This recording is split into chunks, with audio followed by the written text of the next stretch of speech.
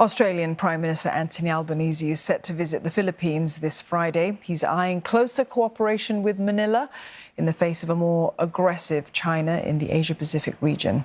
But the Philippines is facing a balancing act as it tries to navigate relations between Beijing and Canberra. Buena Bernal tells us more. Recognise that no single country. Australia is on a mission to deepen its engagement across ASEAN.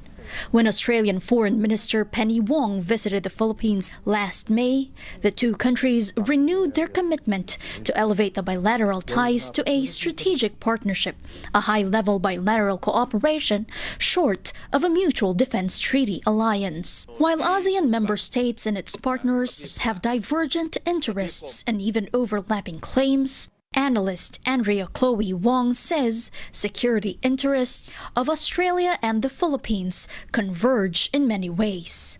For the Philippines in particular, Australia is a reliable partner in promoting freedom of navigation and the rule of law, especially on issues in the South China Sea. Meanwhile, for Australia, the Philippines serve as a valued partner that fits into its middle power diplomatic agenda that seeks to promote normative values and shared security interests. Aligning our interests with like-minded partners such as Australia and the US can mitigate our limited defense capabilities. But wouldn't such trilateral or even quadrilateral, if including Japan, forms of cooperation be seen by the Chinese government as a form of provocation?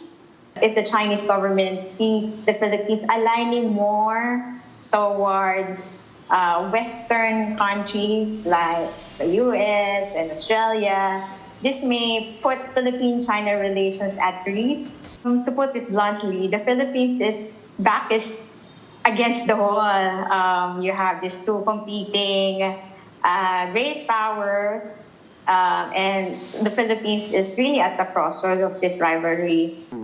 The Philippines and Australia concluded in late August its first bilateral amphibious defense training against the backdrop of renewed Chinese aggression in the South China Sea. Australia has backed a 2016 arbitral award that largely favored the Philippines' claim but invalidated China's 9-line claim. Japan, US, and the Philippines also conducted last June the first ever trilateral maritime exercise among its coast guards. But such efforts are seen by China as US-led cliques. The Philippines is no stranger to being the venue of power struggles among countries of the global north. In World War II, Japan occupied the then US colony, battling it out on Philippine soil and off its shores. Among the casualties were nearly 1,000 Australians on board a Japanese merchant ship that was sunk by an American submarine during World War II. Unknown to the Americans, the Japanese ship was carrying Australian prisoners of war. The sinking of Montevideo Maru became one of Australia's largest maritime disasters. 81 years after, the ship's wreck was found off the coast of northern Philippines.